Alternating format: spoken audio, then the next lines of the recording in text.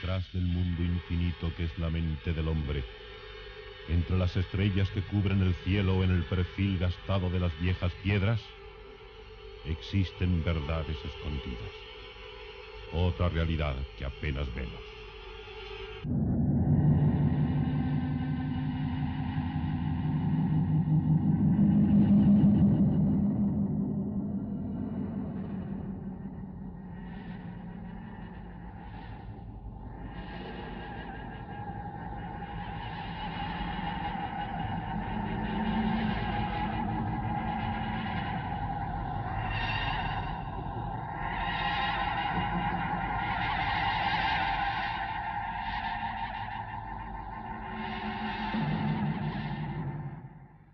Buenas noches. Este mundo nuestro es pequeño en muchos sentidos, pero sigue siendo lo suficientemente grande como para que queden enormes extensiones de él sin ser conocidas aún. En las selvas americanas y africanas, selvas inaccesibles, aún permanecen muchos misterios, ruinas, animales extraños, hechos que al descubrirse harán cambiar el esquema que tenemos de la historia. Otras veces no son las selvas, con los problemas de insalubridad y de medio hostil, los que se plantean, sino que son cumbres o desiertos, zonas donde el hombre difícilmente puede sobrevivir. Esas zonas, o gran parte de esas zonas, aún permanecen inexploradas. Es cierto que nuestras naves están saliendo al espacio, que en los planetas vecinos colocamos nuestros pequeños robots que nos van informando de lo que allí sucede, de lo que allí hay.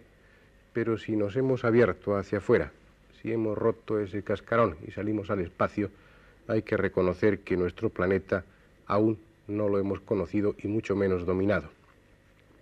De vez en cuando leemos en los periódicos o surge algún libro donde se habla de exploradores, de aventureros que han tenido encuentros fugaces con tribus desconocidas o con animales extraños. A veces esas visiones no se producen y lo único que hay son restos, como unas huellas, por ejemplo.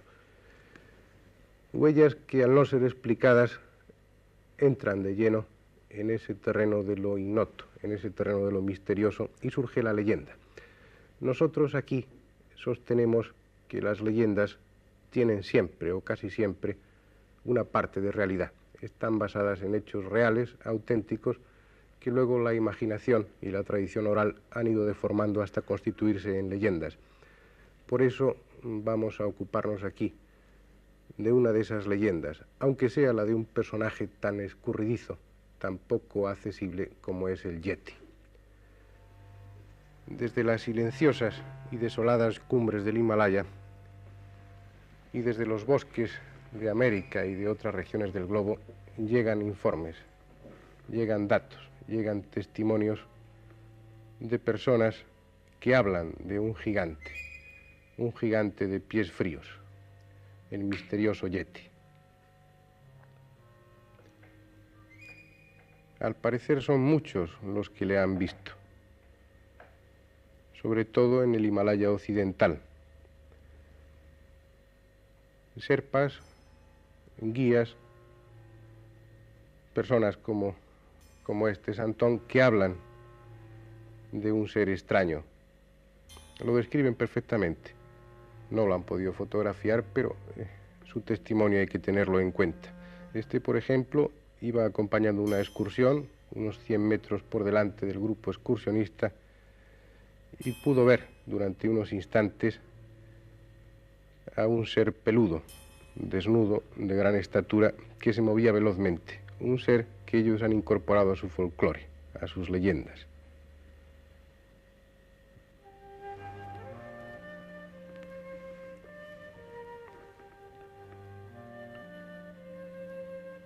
Podrían llenarse volúmenes enteros con los relatos de estos Sherpas.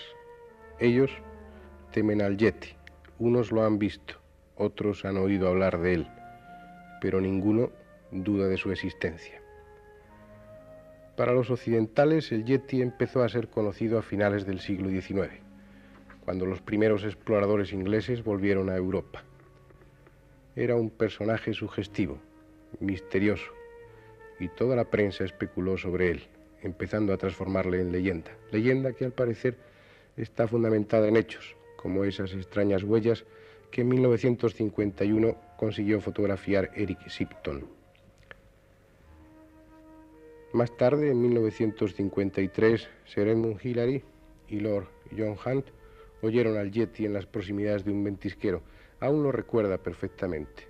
Cuenta que una noche oyó un aullido, un extraño grito que parecía venir del otro lado del ventisquero.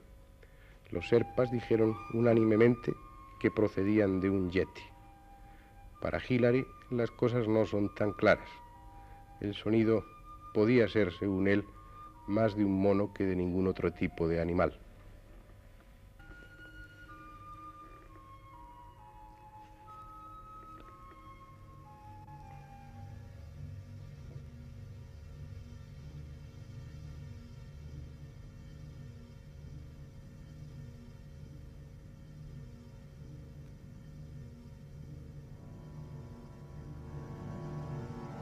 Sin embargo, huellas como estas están ahí como testimonio objetivo de algo, de un ser que recorre aquellas regiones y que lleva los pies desnudos.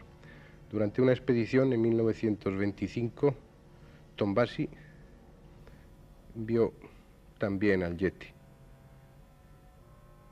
un raro personaje de pelo oscuro que intentaba sacar raíces.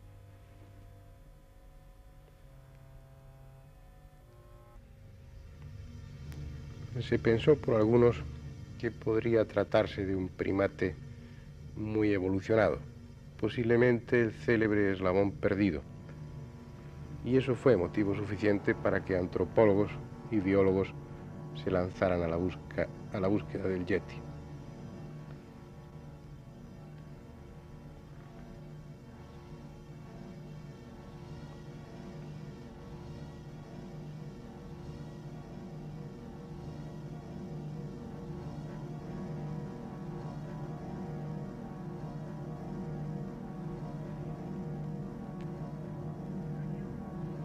Así, en 1958, localizaron una cueva que posiblemente podía servir de guarida al hombre de las nieves.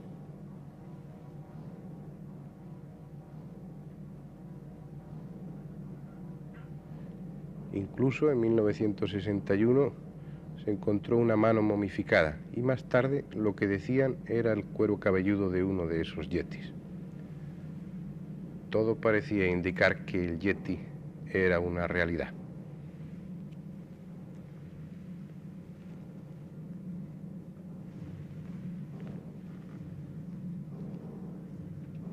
En 1960, Sir Edmund Hillary, el primer hombre que puso su pie en la cumbre del Everest, participó en una expedición que tenía como objeto principal localizar al Yeti. Tras analizar sus pisadas, Hillary dijo que eran de animales conocidos y que la insólita forma y el descomunal tamaño eran nada más consecuencia del continuo derretirse y volverse a congelar de la nieve.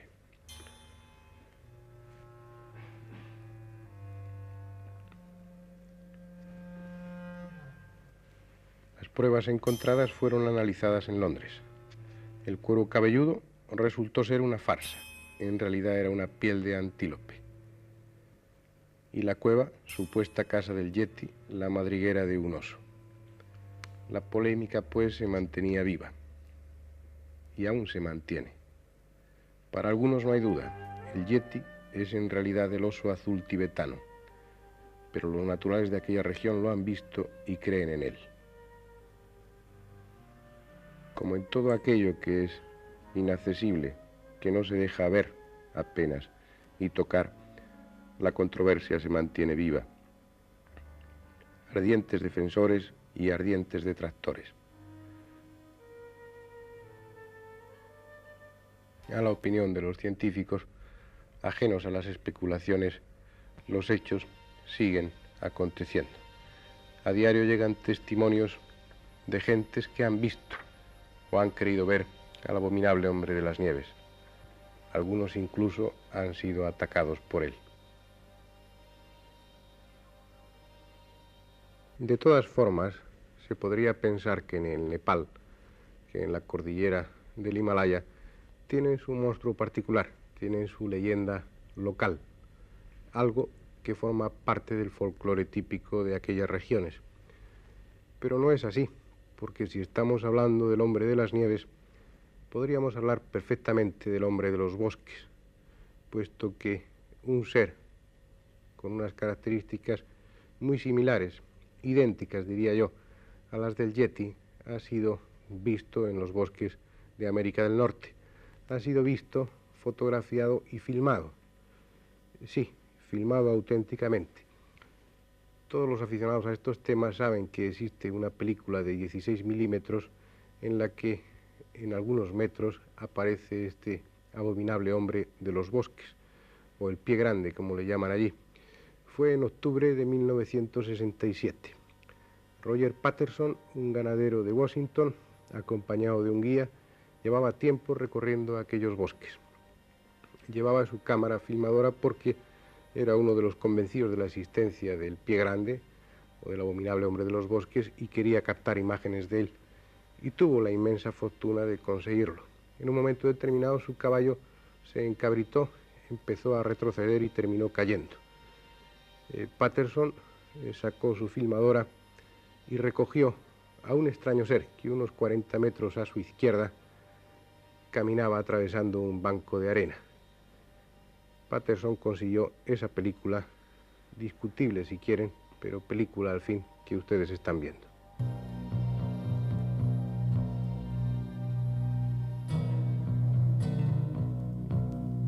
Esta película de Patterson está considerada como auténtica en la mayoría de los ambientes oficiales donde ha sido estudiada.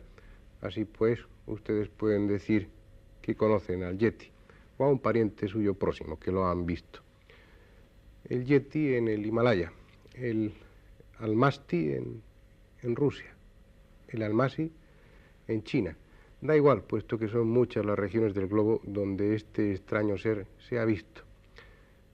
Esos testimonios están empujando para que la leyenda deje de ser considerada como tal y entre por fin, definitivamente, en el mundo de los hechos conocidos por nosotros. Y digo nosotros porque para los indígenas de aquellas regiones donde ha sido visto el Yeti no es algo nuevo, ya hace tiempo que forma parte de su mundo. Pero como nosotros somos más escépticos y vivimos muy lejanos de aquellas regiones y seguimos pensando que a largas distancias, largas mentiras, habremos de esperar, como en el caso del celacanto o en el caso del okapi o en tantos casos, que al fin uno de estos ejemplares sea capturado o muerto y entre definitivamente en nuestro mundo conocido. Aunque como obstáculo para que esto sea así, existe, como ya es norma frente a estos hechos insólitos, existe, repito, algún bromista que trata de confundir a las gentes. Suelen ser avispados lugareños, necios realmente, que tratan de quedar por listos haciendo pasar por tontos a los demás. Por ejemplo, es lo que sucede con Ray Pickens en Estados Unidos. Él se ha fabricado unos zapatos especiales con los que va dejando huellas de un supuesto pie grande u hombre abominable de los bosques para confundir a los estudiosos del tema.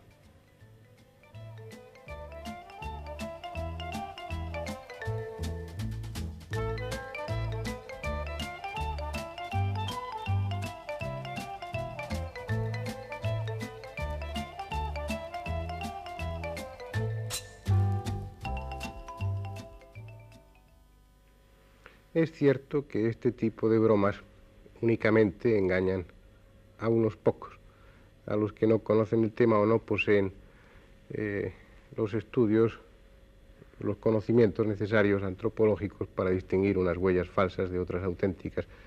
Pero sí, insisto, en que crean un ambiente de confusión y hacen poner en tela de juicio no solamente estas huellas burdas, falsificaciones claras, sino otras que pueden no ser falsificaciones, sino auténticas huellas y auténticos testimonios de la existencia de estos seres extraños. Gracias a este ambiente de confusión hay películas como esta que fue obtenida en Washington en 1969, que no es creída del todo.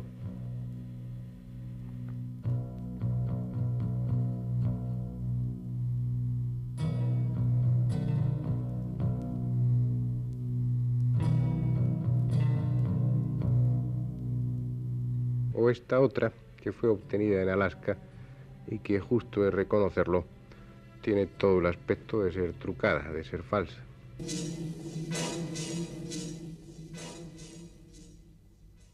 Sea como fuere, sin duda alguna nos enfrentamos a un hecho del que hay cierto tipo de pruebas, huellas, fotografías y filmaciones, aunque sean un tanto dudosas en algunos de los casos. Habrá que esperar, como decía antes, a que sea capturado uno de estos ejemplares para que así deje de estar en el terreno vago, confuso de la leyenda y entre de verdad en el mundo de los hechos reales, auténticos, objetivables. Pero no podemos limitarnos a esperar. Creo que hay algunos elementos, si no suficientes, sí, un principio para iniciar un estudio, un acercamiento a un personaje tan extraño y tan inaprensible como es este del Yeti, aunque para ese estudio tengamos que partir de algo tan frágil como son las huellas. Partiendo, por ejemplo, de estas huellas son las que fotografió Shipton en el glaciar Menlung en 1951. Aunque en un principio les decía que Hillary opinaba que eran huellas de cualquier otro animal, por ejemplo el gorila de montaña o el oso azul, ha habido antropólogos que no se han creído eso, sin más, sino que han estudiado esas huellas. Chernevsky ha sido uno de ellos, el que con más interés lo ha hecho, y ha encontrado resultados sorprendentes. Después de comprobar que no estaban producidas esas huellas partiendo de unas concretas que luego se han deformado por la fusión de la nieve, y esto es fácil viendo la porción de nieve que queda entre las huellas correspondientes a los dedos de los pies, Chernevsky vio claramente que aquellas huellas eran recientes y se dispuso a compararlas con las del gorila de montaña, el animal que planteaba más dudas respecto a la existencia del Yeti. Sacó moldes y obtuvo estos dos moldes. Uno de ellos, el marcado con la letra A, corresponde a la huella del Yeti, mientras que esa otra huella, ese otro molde, corresponde al de un auténtico gorila de las montañas. Como ustedes ven, las diferencias a primera vista son ya notables. Pero si nos fijamos más detenidamente en la huella del Yeti, vamos a encontrar una serie de características que son en muchos sentidos sorprendentes. El primero de ellos es la anchura desmesurada de esa huella. Una anchura que en relación con la longitud está en una proporción de un 42,8%. Curiosamente, esa proporción de un 42,8% es la misma proporción que existe en las huellas del hombre de Neandertal, concretamente el hombre de Neandertal que se encontró en Crimea. Luego hay otro extremo, algo muy interesante, que es, primero por supuesto, una de las primeras cosas que sirvió para descartar la posibilidad de que fuera un gorila de montaña es la posición del primer dedo, del dedo gordo del pie, que no está en oposición, como en la huella del gorila, con el resto de los dedos, sino que forma parte del mismo plano, por decirlo así. Pero el otro punto, el punto importante desde un plano antropológico, viene dado por el segundo dedo que corresponde a la huella del Yeti. Ese segundo dedo ofrece unas características muy importantes. Es extremadamente largo. Y esa longitud desmesurada, correspondiente a un alargamiento del segundo metatarsiano del pie, es una característica que se encuentra en los fósiles del hombre antiguo, del hombre primitivo. Es decir, hay una serie de elementos que por un lado descartan la posibilidad de confusión, realmente son huellas de alguien o de algo con unas características sui generis, con unas características muy propias que lo diferencian radicalmente en contra de lo que se ha dicho del gorila de montaña. Pero por otra parte, las mismas características de esta huella nos ponen en la pista de un prehomínido, de un hombre primitivo, una especie de cuasi hombre que ha permanecido a lo largo de estos años sin evolucionar. Un hombre inteligente, puesto que muchos de los testigos hablan de que en su mano derecha portaba un arco y una rudimentaria flecha. Si el problema de las huellas parece claro, al menos en un sentido, es más confuso el problema respecto al cuero cabelludo. Ya saben ustedes que el cuero cabelludo que llevó Hillary a Londres fue, según algunos libros, fue una mistificación. Era en realidad un cuero de antílope. Existen concretamente dos de estos cueros cabelludos. Los dos están en monasterios tibetanos, o estaban. Uno en el de Kunjung, que fue el que se llevó Hillary a Londres, y otro en el de Pamboche. En el monasterio de Pamboche, ese cuero cabelludo no fue llevado a investigar, pero sí unos cuantos pelos que se arrancaron de él, y esos pelos no encajan en ningún pelaje de cualquier tipo de animal, de los muchos que cubren la faz de la tierra, que sea conocido para nosotros. Son pelos pertenecientes al cuero cabelludo de alguien que no está registrado en los libros de biología o de paleontologías. Por otra parte, si estas pruebas son de por sí, si no definitivas, por lo menos muy sugerentes, existen los testimonios, y no debemos olvidarnos de ello, testimonios de gentes que están acostumbrados a ver un gorila de montaña o que están acostumbrados a ver un oso azul. Gentes que aseguran haber visto al Yeti. Gentes que se han rozado, que se han tropezado con él y que incluso en algunas ocasiones han sido hasta agredidos por él. Todo parece indicar que el asunto del Yeti, del abominable hombre de las nieves, es algo más que fantasía. Tal vez algún pariente más o menos próximo a nosotros ha permanecido insensible al paso del tiempo y conserva sus hábitos y el tamaño de su cerebro que tenía hace unos cuantos millones de años. Sin embargo, ese ser, ese Yeti, es lo suficientemente inteligente como para ser tímido, como para alejarse en todo lo posible del hombre actual, de nosotros, de ese animal que es el único capaz en toda la biología de matar por capricho.